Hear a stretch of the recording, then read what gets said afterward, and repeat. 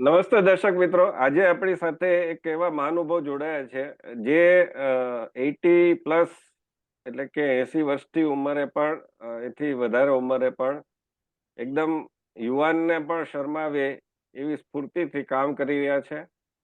બહુમુખી પ્રતિભા છે. એ ટીવી ચેનલો જે જોવે છે એમના માટે રાજકીય વિશ્લેષક છે અને રાજકીય વિશ્લેષક તરીકે કોઈ પણ પક્ષની શરમ રાખ્યા વગર જે કંઈ લાગે એમને, જે કંઈ મુદ્દો હોય એ મુદ્દા ઉપર જે કંઈ લાગે એ મુદ્દે વાત કરતા હોય છે અને આધુનિક ટેકનોલોજીથી જોડાતા હોય છે. એટલે કે ઝૂમથી ઘણીવાર ડિબેટ થતી હોય તો એ રીતે જોડાતા હોય છે. આજે આપણી સાથે પણ ઝૂમથી જોડાયા છે. સાથોસાથ જે લોકો ફિલ્મી ગીતોના શોખીન છે એમના માટે એ એન્કર છે. જૂના જૂના ફિલ્મી ગીતોના કાર્યક્રમો થાય છે એમાં એન્કર તરીકે જાય છે. ઘણા ઘરડા લોકો માટે એ વૃદ્ધાશ્રમમાં સેવાકીય પ્રવૃત્તિના કરનાર તરીકે જાણીતા છે. અને જે લોકો વાંચે છે એમના માટે એ એક સારા વાર્તાકાર છે. તો આ એક બહુમુખી પ્રતિભાનું નામ છે યોગેશભાઈ ચુડગર. યોગેશભાઈ, આપનું સ્વાગત છે. નમસ્કાર. યોગેશભાઈ, આપના વિશે આપણે વાત કરવી છે કે આ 82 83 ઉંમરે પણ આપ આટલા બધા સક્રિય છો, તો જરા આપની પૃષ્ઠભૂમિ પહેલા તો એ ખ્યાલ આપો કે આપનો જન્મ ક્યાં થયો અને શું ભણતર આપે લીધું.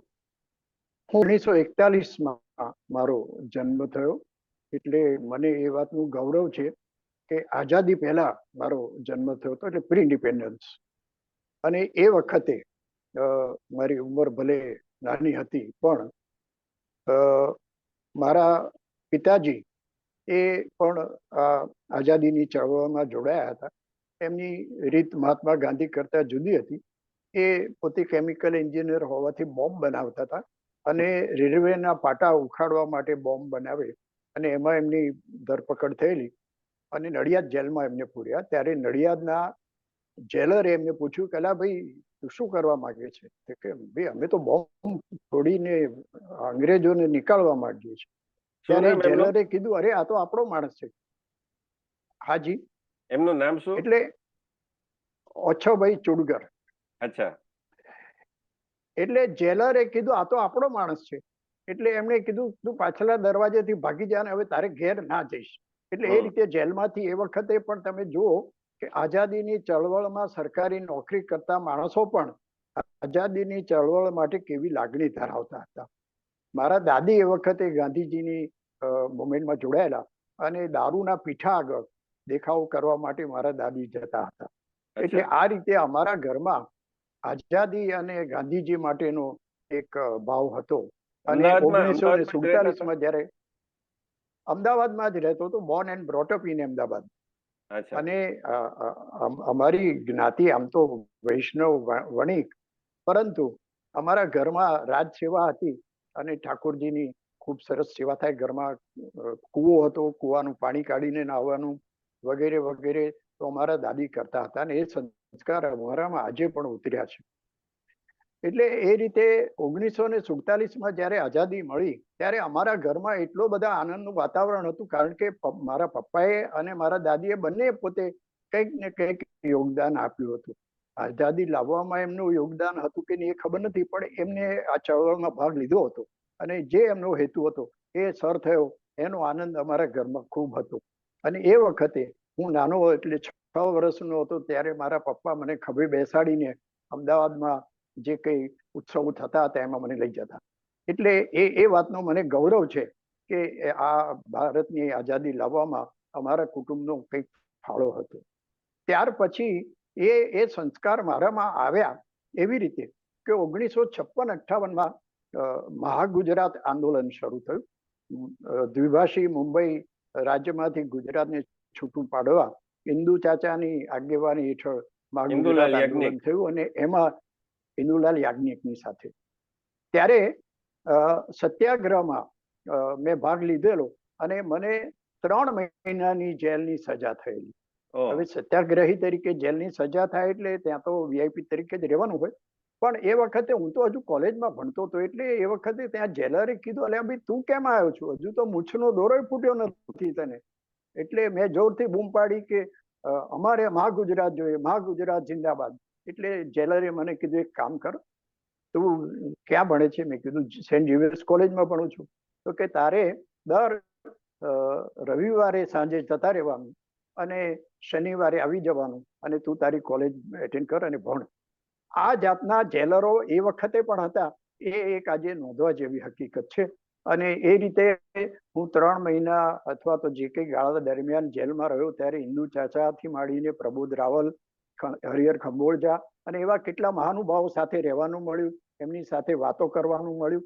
એટલે એ વખતે રાજકારણ શું છે એનો મને એ નાની ઉંમરે પણ થોડો ખ્યાલ આવ્યો, અને એ રીતે રાજકીય કાર્યક્રમમાં મેં ભાગ લીધો એવું હું ચોક્કસ કહી શકું. ત્યાર પછી ધીમે ધીમે હું ભણ્યો અને સિવિલ એન્જિનિયરિંગ પૂરું કરીને પછીથી હું મારા ધંધામાં લાગ્યો. ત્યાર પછી 1985માં માધવસિંહ સોલંકીએ અનામતને વધારે ટકાવારી નાખવાનો નિર્ણય કર્યો, ત્યારે અનામત વિરોધી આંદોલન શરૂ કરવામાં આવ્યું. અને આપને યાદ હોય તો શંકરભાઈ પટેલની આગેવાની હેઠળ અમે વાલી મંડળની રચના કરીને એમાં હું વાઇસ પ્રેસિડેન્ટ હતો. અને મને પ્રેસનું કામ સોંપવામાં આવ્યું કે અમે જે કામો કરીએ છીએ એની પ્રેસ નોટો રોજ મારે બહાર પાડવાની. એટલે એ રીતે મારું નામ એ વખતે પણ જાહેર થયું, અને સરકારની લાલ ડાયરીમાં મારું નામ હતું. અને મારે ઘેર પોલીસ અવારનવાર આંટા મારે. એકવાર તો પોલીસ મને પકડી ગઈ અને એક રાત મને જેલ એમના પોલીસ સ્ટેશનમાં પણ રાખ્યો, પણ પછી બીજા દિવસે માનભેર મારા ઘેર મૂકી ગયા. એટલે આ રીતે ચળવળમાં ભાગ લેવાનો મારે બાળપણથી, અથવા એમ કહું કે મને એ વખતથી, અને રાજકીય રીતે માધવસિંહ સાથે પણ મળવાનું થયેલું. અને પછી તો અમારું આંદોલન પૂરું થયું. 3 મહિના સુધી સ્કૂલો, કોલેજો વગેરે વગેરે બધું બંધ રહ્યું. અને એ વખતે વિધાનસભામાં જાહેરાત થઈ કે હવે આનું સમાધાન થયું છે, અને માધવસિંહ સોલંકી તો રાજીનામું આપ્યું, એને બદલે અમરસિંહ ચૌધરી આવ્યા. અને ત્યારે મને ટીવી વાળાએ મારી પાસે જાહેરાત કરાવી કે હવે અમારું આંદોલન પૂરું થાય છે, અને કાલથી વિદ્યાર્થીઓ પોતાની સ્કૂલ કોલેજોમાં જાય. અને મારા એ સ્ટેટમેન્ટ પછી બીજા દિવસથી સ્કૂલો કોલેજો ચાલુ થઈ. એટલે એ રીતે આંદોલનમાં મારો ફાળો હતો.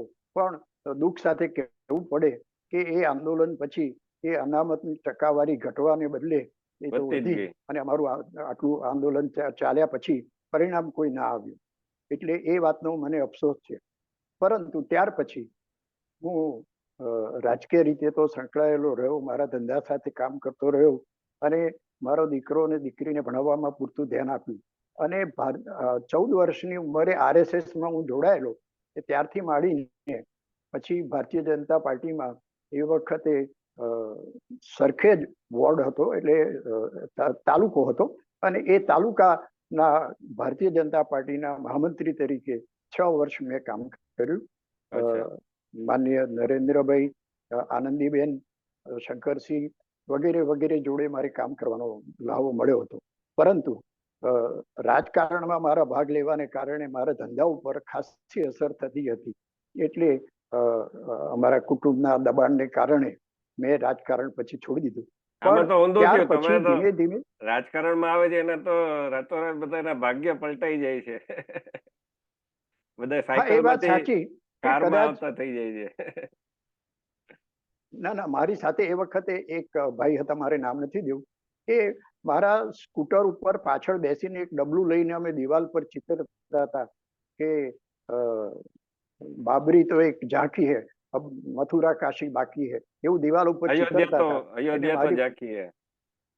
હા, એટલે એ વખતે આ જે કામ અમે કરતા હતા, ત્યારે મારી પાછળ જે બેસતો હતો એ પછી તો રાજકારણમાં સક્રિય થયો, મિનિસ્ટર પણ થયો, અને અત્યારે એને ઘેર કેટલી મોટી ગાડીઓ છે, અને અત્યારે શું ધંધો કરે છે એવું તો એને પૂછાય નહીં, પણ ખૂબ બધા પૈસા અને ખૂબ પગદાર માણસ થઈ ગયો. હવે મારા સારા નસીબે હું એ રાજકારણમાં પડ્યો નહીં, અને મારા હાથ ગંદા થયા નહીં, મારું મન ગંદુ થયું નહીં, અને મને એનું અત્યારે ખૂબ ગૌરવ છે. પરંતુ રાજકારણમાં એનો અભ્યાસ કરવો, એનું અવલોકન કરવું, એ મારો સ્વભાવ રહ્યો. અને આજે 2014થી હું ગુજરાતની જુદી જુદી ટીવી ચેનલમાં રાજકીય વિશ્લેષક તરીકે આવું છું અને તટસ્થ રીતે હું રાજકીય અવલોકન કરું છું અને જુદી જુદી ચેનલો મને ઇન્વાઇટ કરે છે અને એ રીતે હું રાજકારણ સાથે સંકળાયેલો રહ્યો. એક વાત એ છે કે એક ઇંગ્લિશમાં કહેવત છે કે લાઈફ બિગિન્સ એટ 40, પરંતુ તમારી જે કારકિર્દી રહી એ તો સિવિલ એન્જિનિયર તરીકે ખૂબ સરસ રહી, પરિવારમાં પણ સરસ રહી, પરંતુ સાથોસાથ તમે જે કહ્યું કે 2014માં તમારી રાજકીય વિશ્લેષક તરીકેનું એક આખું કામ શરૂ થયું, તો 70 વર્ષની ઉંમર એ વખતે તમારી હોવી જોઈએ, હું જો ખોટો ન હોઉં તો. કારણ કે અત્યારે તમારી 82-83 હોય તો 10 વર્ષ પહેલા તમારી 82. 72 કે 73 વર્ષની ઉંમર હશે. એ વખતે તમે જ્યારે માણસો રિટાયર થવાનું વિચારતા હોય કે ઘરે બેસીને શાંતિથી રોટલા ખાશું, બાળકોને રમાડશું, કંઈક આનંદથી ફિલ્મ જોશું, આ છે તે છે, કંઈ ફરવા જશું, 4 ધામની યાત્રા કરીશું, તો એવા સમયે તમે ટીવી પર આવવાનું વિચાર્યું કે ભાઈ, અને ટીવીની જે રાજકીય વિશ્લેષક તરીકેની કેવી ભાગદોડ હોય છે એ પણ કેવી જોઈએ કે ગમે ત્યારે ફોન આવે કે ભાઈ બપોરની ડિબેટ છે, સાંજની ડિબેટ છે, રાતની ડિબેટ છે, અને એમાં તમારે સ્ટુડિયોમાં આવવાનું છે અથવા તો ઓનલાઈન જોડાવાનું છે, તો એ બધી ટેકનોલોજી, એ બધું કેવી રીતે તમે શીખ્યા અને કેવી રીતે બધું એની સાથે અનુકૂલન સાધ્યું? જયવંતભાઈ, આપની વાત સાચી છે કે ટીવી પર ડિબેટ કરવાની હોય ત્યારે ખૂબ ટૂંકા સમયની આપણને નોટિસ મળતી હોય અને વિષયની પણ એ જ વખતે જાણ થતી હોય. હા. પણ મારી પાસે રાજકીય અવલોકન હતું, પૂરતો અભ્યાસ હતો અને દરેક પક્ષોની વિચારધારા, એની નીતિ, જે તે નેતાઓ અંગેની જાણકારી મારી પાસે હતી. એટલે ઓન ધ સ્પોટ હું કંઈ પણ બોલી શકું અને આવી રીતે થાય ત્યારે ગમે તેમ કરીને, કારણ કે ત્યારે તો હું રિટાયર થઈ ગયેલો એટલે બીજી કોઈ એપોઇન્ટમેન્ટ નહોતી, પણ તરત હું સ્ટુડિયો પર પહોંચી જાઉં અને ક્યારેક તો એક દિવસમાં 3 ડિબેટ કરવાની થાય એવું પણ થતું હતું અને એ રીતે હું હંમેશા તૈયાર રહેતો. ત્યાર પછી કોરોના આવ્યા પછી ડિજિટલ એટલે કે ઝૂમ પર ડિબેટ કરવાનું થયું. ત્યારે તો ઘેરથી જ કરવાની હતી એટલે દોડવાનું નહોતું, પણ તૈયાર તો રહેવું પડે. જે તે વિષય ઉપરનો પૂરતો નોલેજ હોવું જોઈએ અને ક્યારેક જરૂર પડે એનો ડેટા મારે રજૂ કરું ત્યારે ક્યાંક ગપ્પાબાજી એમાં ના ચાલે, એટલે પૂરતો અભ્યાસ કરીને એની પર ચર્ચા કરવાની હોય અને એ ચર્ચામાં મને રસ પણ પડ્યો અને એના કારણે રોજ સવારે જુદા જુદા છાપાઓ વાંચવાના અથવા તો બીજા મીડિયા ઉપરથી શું ચાલી રહ્યું છે એનું જ્ઞાન મેળવવાનું એ તો ચાલુ જ રહ્યું. એટલે એ રીતે હું થોડો બિઝી પણ રહેવા માંડ્યો. તમે એ રીતે પણ બિઝી છો કે વોટ્સઅપમાં તમે સતત સક્રિય હો છો, એટલે તમને ગમે ત્યારે દાખલા કે આજે મેં આપને મેસેજ કર્યો તો તરત આપનો ફોન આવ્યો, એટલે વોટ્સઅપમાં પણ આપના લેખો છે બધાને આપ મોકલતા હો છો, કંઈ ને કંઈ વિડીયો છે, કંઈ ને કંઈ ટેક્સ્ટ મેસેજ છે મોકલતા હો છો. તો ઘણા બધા 50 તો નહીં પણ 60ની ઉપરના લોકોને ઘણીવાર આ બધી ટેકનોલોજી ફાવતી નથી હોતી. આ કેવી રીતે શીખ્યા? મારા ઘરમાં મારી daughter in law computer engineer છે અને હવે મારો ગ્રાન્ડસન પણ કોમ્પ્યુટર એન્જિનિયર છે. એટલે મોબાઈલ હાથમાં લઉં અને કશું ના આવડે ત્યારે ઇવન મારી ગ્રાન્ડ ડોટર પણ મને શીખવાડે અને શીખવાડ્યા પછી પાછા એવું પણ મને કે દાદા આટલું પણ નથી આવડતું. એને 15+5 20 થાય એવું હું શીખવાડતો હતો અને એને લડતો હતો કે તને આટલું નથી આવડતું. એને બદલે આજે 83 વર્ષે મને એ ખખડાવે છે કે દાદા આટલું નથી આવડતું. પણ કોરોના કાળ આવ્યો ત્યારે ઘરની બહાર જવાનું બંધ થઈ ગયું. હું સામાજિક સેવાઓમાં વૃદ્ધાશ્રમમાં કામ કરું, સિનિયર સિટીઝનો માટે કામ કરું, સ્કૂલો કોલેજોમાં મોટિવેશનલ સ્પીચ આપવા જવું. આ બધા મારા કાર્યક્રમો બંધ થઈ ગયા અને મને ઘરની બહાર નીકળવાનું ના મળે તો શું કરવું. ટીવીમાં જોયું તો રોજ એકની એક વાત આવે કે આજના દિવસમાં કોરોનાથી આટલા લોકોના મૃત્યુ થયા અથવા તો આ થયું, અને એટલે રામાયણ ને મહાભારતની સિરિયલો આવી એ જોયું. પછી કરવું શું? તો મેં કલમ અને કાગળ હાથમાં લઈને લખવાનું શરૂ કર્યું અને મારી જિંદગીમાં જે કંઈ બનાવો બન્યા અથવા મેં જે કંઈ અવલોકન કર્યું, જે કંઈ જોયું હતું એને યાદ કરીને નાની નાની વાર્તાઓ લખવાનું શરૂ કર્યું. દરમિયાનમાં જય હિન્દ અખબારના માલિક અને તંત્રી યશવંતભાઈ, જે મારા અંગત મિત્ર થાય, એમણે કીધું તારી વાર્તાઓ હું છાપીશ. અને ત્યાર પછી દર રવિવારની પૂર્તિમાં મારી નાનકડી વાર્તા આવે અને એ વાર્તાઓ પછી જય હિન્દમાં તો વંચાય અને પછી એમાં હું વોટ્સએપ દ્વારા મારા ગ્રુપમાં મોકલું, પાછા મારા ગ્રુપમાં જે મિત્રો હોય બીજે મોકલે. એમ કરતા કરતા મારી વાર્તાઓ ચારે બાજુ ફેલાવા માંડી. જય હિન્દ અખબારનો એટલો બધો ફેલાવો ન હોવા છતાં આ વોટ્સએપના કારણે જુદી જુદી જગ્યાએ મારી વાર્તાઓ વંચાવા માંડી. અને તમને નવાઈ લાગશે કે કેન્યામાં એક ભાઈએ મારી વાર્તા વોટ્સએપ પર વાંચીને મને ત્યાંથી ફોન કર્યો કે તમને આ વિષય ક્યાંથી સૂઝ્યો. એટલે મને એ વાતનો સંતોષ છે કે ભલે હું લખું છું અને બહુ જાણીતા અખબારમાં મારો લેખ નથી આવતો પણ લોકો સુધી મારી વાત પહોંચે છે. આવી વાર્તાઓ વર્ષ દરમિયાન જે કંઈ ભેગી થઈ એની પછી મેં એક પુસ્તક રૂપે બહાર પાડી અને એ પુસ્તકનું નામ રાખ્યું સાચો હીરો. અને એમાં જે કંઈ વાર્તા હોય 3 થી 4 પાનાની હોય એટલે વાંચનાર કંટાળે પણ નહીં. પણ મારો એવો દાવો છે કે છેલ્લો પેરેગ્રાફ આવે ત્યારે વાંચનારની આંખો થોડી તો ભીની થાય. અને ત્યાર પછી હું લખતો ગયો અને હમણાં જ બીજા 2 પુસ્તકો મેં બહાર પાડ્યા, મનના મેળ અને આખરી ખ્વાહિશ. આ બધા જ પુસ્તકોને સારો એવો આવકાર મળ્યો. મારે આની પાછળનો કોઈ વ્યવસાયિક હેતુ તો હતો જ નહીં, કમાવાનો હેતુ હતો નહીં, પણ મારી વાત ચારે બાજુ ફેલાય એ મારો હેતુ હતો. અને હમણાં છેલ્લે જ્યારે મારી 2 પુસ્તક બહાર પડી ત્યારે 2 પદ્મશ્રીના હાથે એનું વિમોચન થયું. પદ્મશ્રી ડોક્ટર કુમારપાળભાઈ દેસાઈ અને પદ્મશ્રી ભીખુદાન ગઢવી એ બેના હસ્તે આ પુસ્તકોનું વિમોચન થયું. અને એનો મને ગૌરવ છે કે આવા બંને પોતપોતાના ક્ષેત્રના સારસ્વત કહેવાય એવા મહાનુભાવોના હાથે આનું વિમોચન થયું. અને આ બંને પુસ્તકો પણ અત્યારે લોકોની માંગ ઘણી છે અને એ સારી રીતે વંચાય છે અને એના પ્રતિભાવ પણ સારા આવે છે.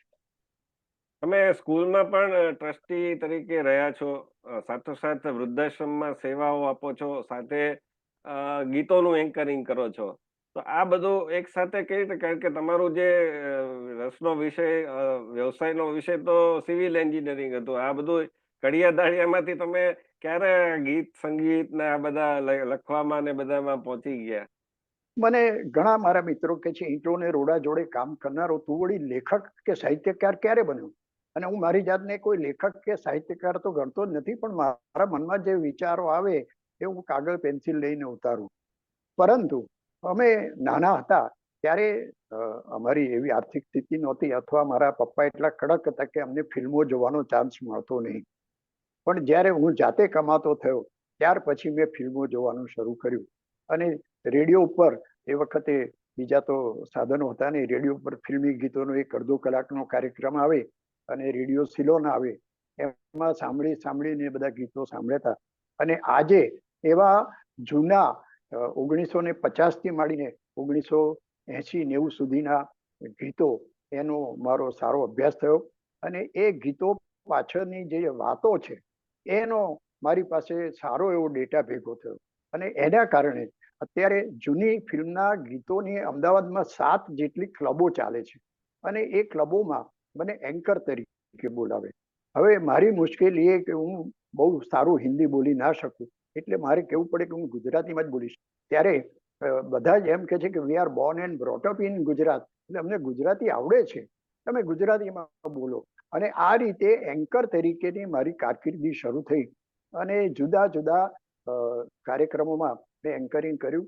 જુદા જુદા સંગીતકાર હોય, જુદા જુદા ગાયક હોય, એના વિશેની વાતો એટલે બિહાઇન્ડ ધ કર્ટન કે જે બહુ જાહેર ના થઈ હોય એવી વાતો હું કરું. ત્યારે આ જૂના ગીતો સાંભળનારા મોટે ભાગે તો સિનિયર સિટીઝન જ હોય, એટલે એમને આ બધી વાતોમાં રસ પડે અને એના કારણે મારું એન્કરિંગ એ પણ એક મારો શોખ બની રહ્યો. અને મહિને એકાદ વાર તો મારે એન્કરિંગ માટે મને આમંત્રણ મળે છે અને મને એનો આનંદ છે કે મારું આ જે ફિલ્મ હું પોતે સારું ગાઈ શકતો નથી પણ ફિલ્મો વિશેની વાતો કરું છું. એટલે કેટલાક કાર્યક્રમોમાં તો એવું થાય છે કે લોકો ગીતો સાંભળે સાથે મારું એન્કરિંગ છે એ પણ વખાણતા હોય કે દાદા આ તમે જે વાત કહી, એક ભાઈ હતા એમણે મુકેશના 400 ગીતો મોડે હતા, પણ એમને કીધું કે મને 400 ગીતો મોડે છે પણ મુકેશ માટેની આ તમે કહી એ વાતો તો મને ખબર જ નહોતી. એટલે આવો મારી પાસે ડેટા છે.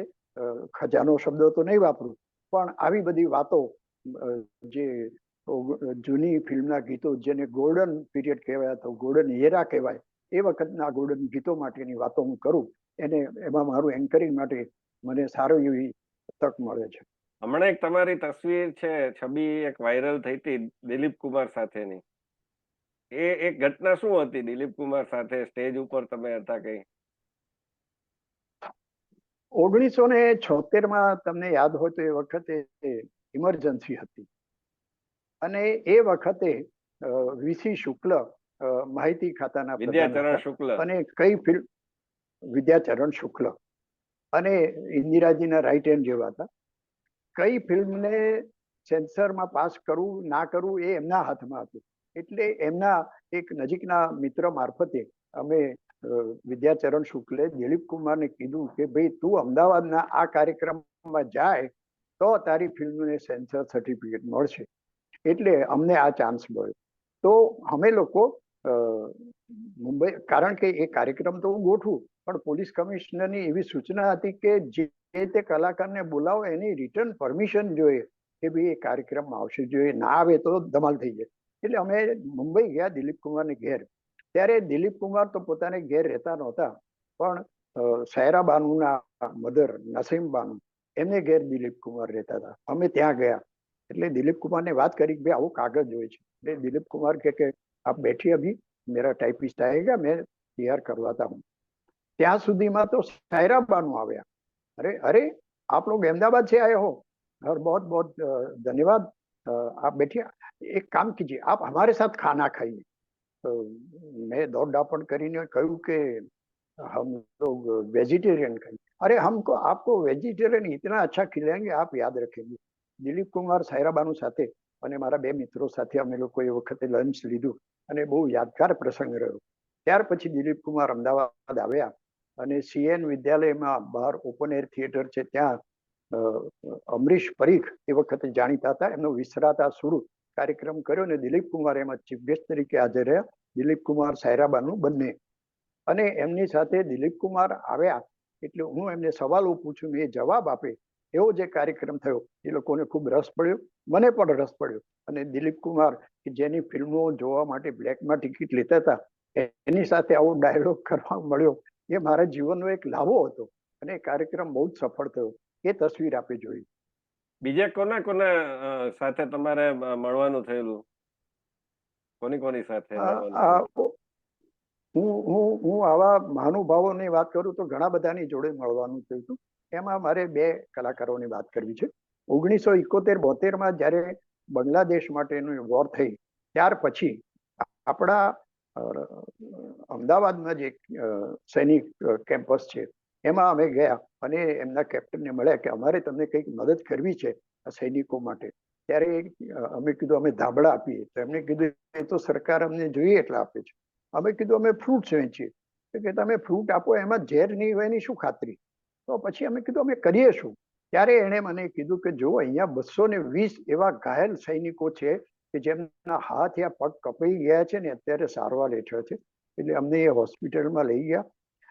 મારી તો હિંમત નહોતી જોવાની કે 220 સૈનિકો આપણા ભારતના રક્ષણ માટે પોતાના હાથ પગ ગુમાવ્યા છતાં એમની હિંમત જોઈને હું રડી પડ્યો. ત્યારે મેં કીધું આમના માટે હું કંઈક કરું. ત્યારે કેપ્ટને કીધું કે એવું કરો કે આ લોકો જે દુઃખમાં છે એને કંઈક મનમાં શાંતિ મળે. એટલે મેં કીધું એક એન્ટરટેનમેન્ટ પ્રોગ્રામ ગોઠવીએ. અને એ વખતે પછી મેં ઘેર આવીને મુંબઈ કલાકારોને ફોન કર્યા, રફી સાહેબને કર્યો, મુકેશને કર્યો, કિશોર કુમારને કર્યો. એ બધાએ સવાલ પૂછ્યો કે કેટલા પૈસા આપશો? હવે એવી તો કોઈ અમારી તાકાત નહોતી. છેવટે હારી થાકીને गीता दत्त ने मैं फोन करो. यार गीता दत्त की तो क्या बात करते हो, सैनिकों के लिए जवानों के लिए काम करना है, मैं जरूर आऊंगी. मैं कीधु आपको मैं प्लेन की टिकट, नहीं आप कुछ मत भेजिए, कहाँ जाना है कहाँ आना है कितने टाइम पर आना है वो मुझे बताइए. तो गीता दत्ते पूરું એડ્રેસ અમારું લખી લીધું ને કાર્યક્રમ 6 વાગે શરૂ થવાનો હતો એને બદલે અડધો કલાક વહેલા ગીતા દત્ત અને એક ચંદ્રુ આત્માનો દીકરો હતો એને લઈને આવ્યા અને બંને જણા ત્યાં ટાઈમસર પહોંચી ગયા. પોતે ક્યાં રહ્યા શું છે અમને કહેવાની એમને કઈ જરૂર ના લાગી, પોતાની ગાડી કરીને આવ્યા. કાર્યક્રમ બહુ સરસ થયો. એ વખતે માઇકલ એન્ડ બ્રધર્સ કરીને ઓર્કેસ્ટ્રા હતો, એને મેં કહ્યું ત્યારે એમણે પણ મને ફ્રી ઓફ ચાર્જ મદદ કરી. ગીતા દત્તે 2-4 ગીતો ગાયા અને ત્યાર પછી મને બોલાવ્યો સ્ટેજ ઉપર કે ભૈયા આપ આવો મેરે પાસ. તો સ્ટેજ ઉપર હું ગયો ત્યારે મારો ખભો થાબડીને ગીતા દત્ત કહે છે, भैया तूने क्या काम किया तुझे मालूम है, ये घायल सैनिकों को आपने क्या एंटरटेनमेंट दिया है और मुझे ये मौका दिया, ये मेरे लिए गौरव का दिन है. એમ કરીને એનું પર્સ ખોલીને 21,000 રૂપિયા એણે મને આપ્યા અને મેં એ 21,000 રૂપિયા ત્યાંના કેપ્ટનને આપ્યા. હવે તમે વિચારો 1971-72 21,000 એટલે આજના બહુ કેટલા મોટી થાય. રકમ કહેવાય. અને કોઈ પણ જાતની આશા વગર ગીતા દત્તે આપ્યા. આ મારે માટે બહુ યાદગાર પ્રસંગ બની રહ્યો. 220 ઘાયલ સૈનિકો ઉપરાંત 10,000 માણસો એવા હતા કે જેમના વર યા ભાઈ કે કુટુંબીજન ત્યાં સરહદ પર લડવા ગયા હતા, એ જીવે છે કે નથી જીવતા એનો પણ એમને ખબર નથી. એવા લોકોને મેં આ એન્ટરટેનમેન્ટ પ્રોગ્રામ આપ્યો અને મને આ જિંદગીભર યાદ રહેશે. હોસ્પિટલ સાથે બીજો એક હા બીજો એક મારે દાખલો અત્યારે આપવો છે. મુકેશજી, એ તો આપણા ગુજરાતના જમી હતા. વડોદરાના સરલાબેન ત્રિવેદી ઉર્ફે બચીબેન સાથે પરણેલા. ત્યારે મુકેશનો કાર્યક્રમ મારે અમદાવાદમાં કરવાનો હતો. ત્યારે અમે મુંબઈ ગયા ત્યારે બચીબેને મને એમ કીધું કે ભાઈ તું અમને લઈ જાય છે પણ એમને પીવાનો શોખ છે અને ગુજરાતમાં દારૂબંધી છે, તો એ પીવાની વાતમાં થોડો કંટ્રોલ રાખજો, એ ના પીએ એનું ધ્યાન રાખજો. એ વખતે અમદાવાદમાં બહુ મોટા હોલ તો હતા નહીં, પણ દિનેશ હોલની પાછળ ખૂબ મોટું ગ્રાઉન્ડ હતું. ત્યાં અમે મુકેશનો કાર્યક્રમ કર્યો. મુકેશ અને એ વખતની જાણીતી ગાયિકા શારદા બંને આવ્યા. મુકેશજીએ બહુ સરસ રીતે ગીતો ગાયા.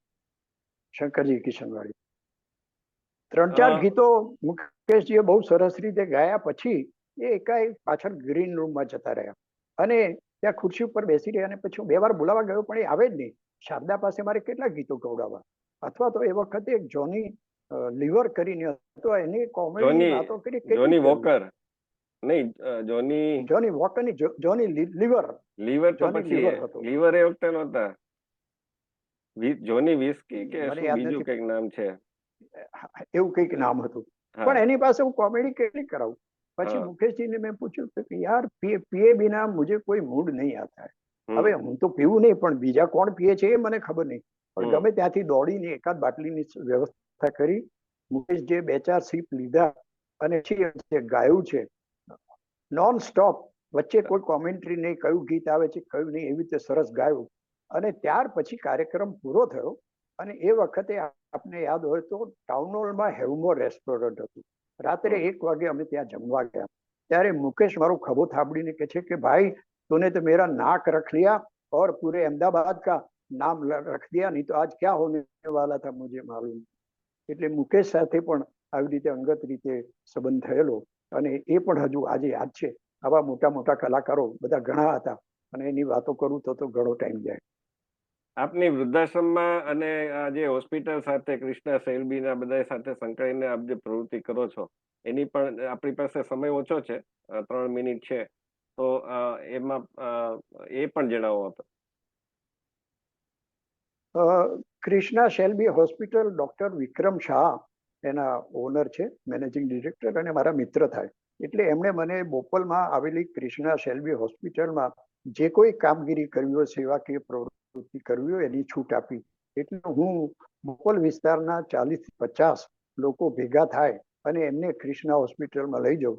ત્યાંના ઓડિટોરિયમમાં ત્યાંના ડોક્ટરો કોઈ પણ 2 વિષય નક્કી કર્યા, હાર્ટ છે, કિડની છે, એની ઉપર સ્લાઇડ શો સાથે સમજ આપે. અને ત્યાર પછી દરેક વિઝિટરને બ્લડ પ્રેશર, બ્લડ સુગર અને ECG ફ્રી કરીને એમને ફિઝિશિયન પાસે સલાહ આપવામાં આવે કે તમે આટલું કરો, આટલું ના કરો. અને આ કોઈ પણ અમે કોઈની પાસે લેતા નહોતા. અને ત્યાર પછી ત્યાં જમવાનું નક્કી કરીને જે બસમાં અમે લાવ્યા હોય એ બસમાં પાછા મૂકી જઈએ. આવા અત્યાર સુધીમાં મેં 51 કાર્યક્રમો કૃષ્ણા શેલ્બી હોસ્પિટલમાં કર્યા છે. હવે વાત કરું વૃદ્ધાશ્રમની, તો વૃદ્ધાશ્રમમાં હું મુલાકાત લઉં અને ત્યાં આગળ જે કંઈ વડીલો હોય એમની સાથે વાત કરું ત્યારે એમના જે દુઃખો છે એ બધા જોતા મને થાય કે આમાં આ બિચારા કરે શું. ત્યારે મને એક એના મેનેજરે કહ્યું કે કેટલાક વડીલો તો એવા છે કે અમે લોકો મહિને 750 રૂપિયા ચાર્જ લઈએ છીએ, 2 વાર ખાવાનું, 2 વાર નાસ્તો, દૂધ વગેરે આપીએ છીએ. તો પણ એમના દીકરાઓ પૈસા ના મોકલે તો 3 મહિના સુધી અમે સહન કરી. પછી કેવું પડે કે દાદા હવે જય શ્રી કૃષ્ણ. એ દાદા જાય ક્યાં, ઘેરથી તો કાઢી મૂક્યા છે. ત્યારે મેં એમને કીધું કે મારી પાસે આનો એક રસ્તો છે. હું ઘેર જઈને ચેકબુક લઈ આવ્યો અને 5 લાખ રૂપિયા મેં આપ્યા વૃદ્ધાશ્રમને અને કીધું કે આનું એક જુદું ફંડ બનાવો. આના વ્યાજમાંથી આવા જે હોય એ લોકોના પૈસા તમે આપજો અને એમને કહેશો નહીં કે તમારા દીકરાએ નથી મોકલ્યા. પણ મારી આ વાત ફેલાતા અત્યારે 35 લાખનું ફંડ ત્યાં આગળ ભેગું થઈ ગયું અને આવી રીતે આ વૃદ્ધોને મદદ કરી. એ ઉપરાંત વૃદ્ધો માટેના કાર્યક્રમો જુદા જુદા હું કરતો રહ્યો છું. અને યોગેશભાઈ, આપની આજે જે 82-83 વર્ષે જે સક્રિયતા છે, એટલી બધી બોળી જે તમે સેવાઓ આપો છો કે રાજકીય વિશ્લેષક તરીકે કે બીજું, તો માત્ર આપણી પાસે 1 મિનિટ છે. આ 1 મિનિટમાં આપનું આજે સફળતાનું અથવા તંદુરસ્તીનું આ જે રહસ્ય છે સક્રિયતાનું, એ રહસ્ય જણાવો, જેથી લોકોને પણ પ્રેરણા મળે. જયવંતભાઈ, ઉંમર થાય એટલે જાતના રોગો તો આવે. મને આજથી 25 વર્ષ પહેલા આંતરડાનું કેન્સર થયેલું, એમાંથી પણ હું પસાર થયો. ત્યાર પછી 2 પગના ઓપરેશન કરાવ્યા વગેરે વગેરે. બધું શરીરમાં ઘણી બધી તકલીફો આવી. પણ મારું એક સૂત્ર છે, મન મજબૂત તો તન મજબૂત. એટલે એમ કરીને હું મનથી મજબૂત રહ્યો અને જેને અંગ્રેજીમાં શબ્દ કહેવાય વિલ પાવર, મેં એટલો બધો મજબૂત રાખ્યો અને મારા મગજને અને મારા શરીરને નવરું ન પડવા દેવું, કંઈક ને કંઈક પ્રવૃત્તિઓ કરવી. એ આ ઉંમરે પણ મારી આ પ્રવૃત્તિઓ હજુ પણ ચાલુ છે. અને જુદા જુદા સિનિયર સિટીઝનના કાર્યક્રમો હોય એવા બધા કાર્યક્રમો, અથવા તો મારી એક જૂની સંસ્થા હતી જુનિયર ચેમ્બર, એમાં પણ હું સક્રિય રહ્યો. અને એ રીતે આખા દિવસમાં મારી પાસે સમય કાઢવો બહુ મુશ્કેલ થાય એવી જાતની પરિસ્થિતિ મેં ઊભી કરી છે. એટલે શરીરમાં રોગો તો અત્યારે પણ ઘણા છે. એ બધાની સાથે અને એ દાખલો આપું કે એમ્બેસેડર જૂની થાય ત્યારે એની બેરિંગ તો હવે ના મળે, પણ એમાં ગ્રીસ પૂરીને કામ ચલાવવાનું. એમ હું મારા શરીરમાં જાત જાતની દવાઓ ખાઈને મારા શરીરને સક્રિય રાખું છું અને એ રીતે અત્યારે હું મારી જિંદગીને એન્જોય કરી રહ્યો છું. તો મિત્રો, આ હતી યોગેશભાઈ ચુડગર સાથેની મુલાકાત, જે 82-83 વર્ષે પણ ખૂબ સક્રિય રીતે કામ કરી રહ્યા છે. એટલી બધી તકલીફ હોવા છતાં, આંતરડાનું કેન્સર એક સમયે થયું હોવા છતાં, અને વૃદ્ધાશ્રમમાં સેવા આપી, હોસ્પિટલમાં સેવા આપવી, ગીતોના કાર્યક્રમ કરવા, રાજકીય વિશ્લેષક તરીકે પોતાનો મત રજૂ કરવો, અને સાથોસાથ વાર્તાકાર તરીકે પણ કોલમ દર અઠવાડિયે લખવી.